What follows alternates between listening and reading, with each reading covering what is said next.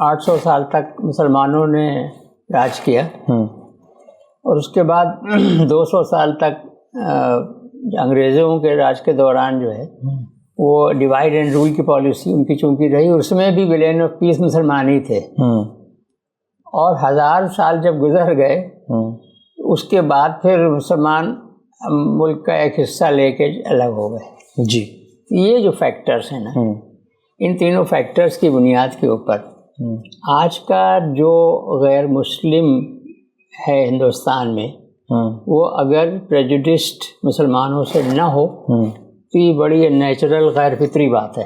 جی، کیونکہ 1000 سال کا بیگیج ہے. جب اس وقت بھی 800 سال جب تھے، جب مسلمانوں کی حکومت تھی، اس وقت بھی مسلمان بہت مائنورٹی میں تھے لیکن رول کر رہے تھے. تو ظاہر ہے اگر میجورٹی کے اوپر مائنورٹی رول کر رہی ہے تو ان کا ذہن کیسا چلے گا؟ جنریشن آفٹر جنریشن اس کا اثر آگے تک آیا ہے. میں آپ کو عرض کروں کہ بہت پہلے کی بات ہے، میں علی گڑھ یونیورسٹی میں پڑھتا تھا جب، تو میرے ساتھیوں میں سے ایک بہت اچھے ہمارے ہندو دوست ہیں، پنکج شرما، ابھی بھی بڑی دوستی، ان سے بڑے تعلقات ہیں خاندانی مراد سے.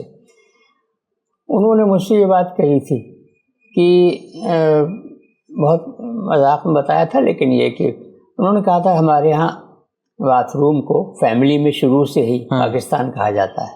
تو یہ اسی جو میں آپ کو کہہ رہا ہوں اسی فیلنگ کا ایک مینیفیسٹیشن ہے، جبکہ بی جے پی سنگھ پریوار کہیں دور دور تک نہیں تھی اس وقت، سننے میں نہیں آتا، ہاں، لیکن تب بھی ایسا تھا.